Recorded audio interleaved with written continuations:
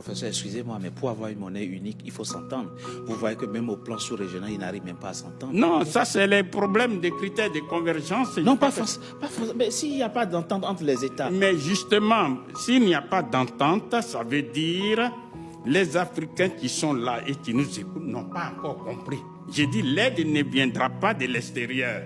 Il faut se mettre ça dans la tête. C'est comme quelqu'un qui a son foyer conjugal à gérer et qui compte simplement sur l'aide du voisin pour nourrir sa famille. Ça, c'est manquement de conscience. Donc, nous disons et nous répétons. Ça, c'est la première solution, c'est la monnaie unique africaine. Deuxièmement, avec l'argent qui est le nôtre, qui est garanti par nous. Oui. Parce que, rappelons-le rapidement, quand on parle du dollar américain, le dollar américain est garanti par 8200 tonnes d'or. Mais nous disons et nous répétons, ils peuvent aller le vérifier, tous les pays africains ont des stocks d'or, de diamants. Et un seul pays qu'on appelle l'Ouganda détient lui seul 31 millions de tonnes d'or. Je reprends. L'Ouganda, ils peuvent vérifier au moment où nous parlons. 31 millions de tonnes d'or. Alors imaginons la RDC, l'Ouganda, le Mali.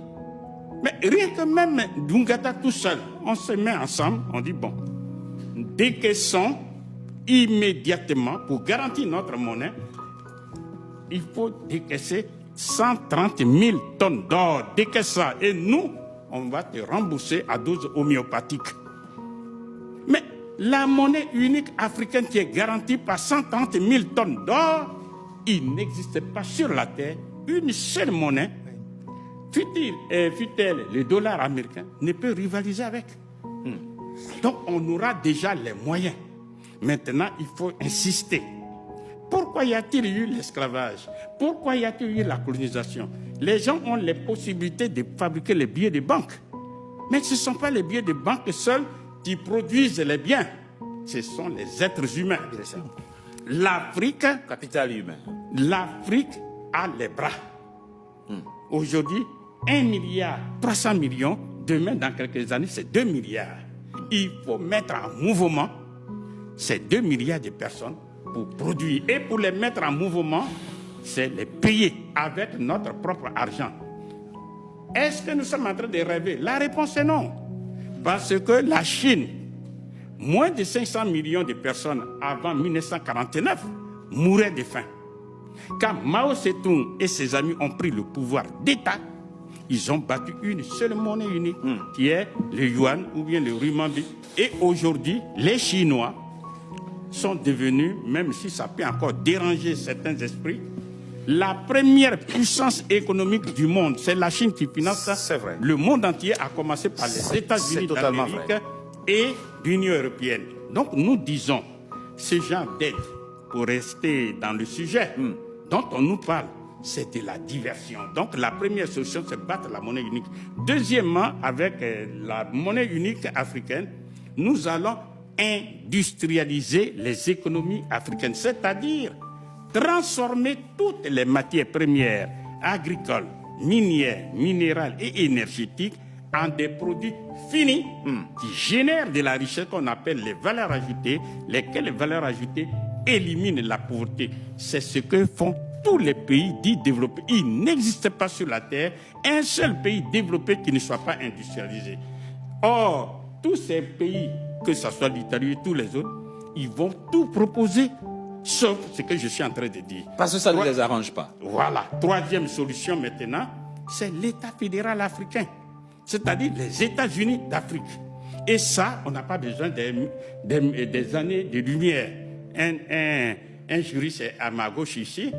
Il suffit simplement de mettre une ceinture politique autour de ces 54 pays et on sort un être moral qu'on appelle l'État fédéral africain. Et on lui accorde 6 compétences qui sont 1. Puisque nous sommes un seul État désormais, tous ceux qui ne font pas partie de l'Afrique, eh bien avec eux on a des frontières. Donc c'est l'État fédéral africain qui va gérer ça. Deuxième compétence, lorsque vous écrivez aux États-Unis d'Amérique, vous achetez un seul thème. Vous n'achetez pas 50 thèmes. Donc, c'est l'État fédéral qui va gérer les PTT. Troisième solution, une troisième compétence, eh bien, il y a une seule politique étrangère. Quand je m'avais à l'ambassade des États-Unis, vous allez dans une seule ambassade. Donc, si on crée notre État fédéral, eh bien, c'est l'État fédéral qui va gérer la politique étrangère. Maintenant, ça, c'est ce qu'on appelle les compétences naturelles. À cela s'ajoutent 3 autres compétences qui sont la monnaie unique africaine sera gérée par l'État fédéral africain. C'est-à-dire tous les 54 pays qui sont membres, on va avoir une seule monnaie. Et avec pas une banque centrale africaine, vous voulez dire? Bien sûr, avec une banque centrale. Donc, ça, c'est la 4e compétence. La 5e compétence, eh bien, c'est la défense. Aujourd'hui, beaucoup de pays africains sont victimes de l'insécurité, par-ci, par-là. Quand on voit en RDC, il y a la guerre là-bas. Quand on voit au Soudan, il y a la guerre un peu partout. Eh bien, nous disons, nous allons avoir une armée fédérale africaine, écoutez-moi très bien, rendue invincible. Pourquoi?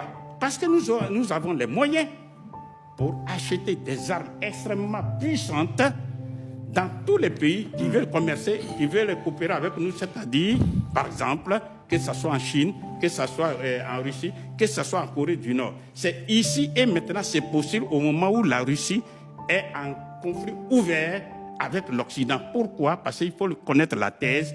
Il est hors de question de permettre aux Africains de s'armer. Parce qu'il ne faut pas armer un esclave. Parce que si l'esclave est armé, non seulement il ne va pas se soumettre, mais il peut même tuer le maître. Voilà pourquoi l'Afrique est dans ce désordre-là. 6e compétence. Et la 6e compétence, eh bien, l'État fédéral va veiller à l'industrialisation des économies africaines. C'est-à-dire, écoutez-moi très bien, voilà un juriste, il faut constitutionnaliser, il faut mettre dans la loi des lois l'obligation de quoi? De transformer toutes les matières premières en des produits finis. On ne doit plus jamais exporter les matières premières brutes de l'Afrique. Mais ce sont les produits finis qu'on peut faire. Si on met en application ces 6 solutions, vous verrez qu'à court terme, je dis bien à court terme, eh bien, non seulement l'Afrique va satisfaire ses besoins essentiels, mais l'Afrique va même reprendre la direction du monde. Et c'est de ça, les Européens, tous les autres, ils ont peur. Ils ont peur. C'est ce qui voilà pourquoi ils nous amusent. Ils amusent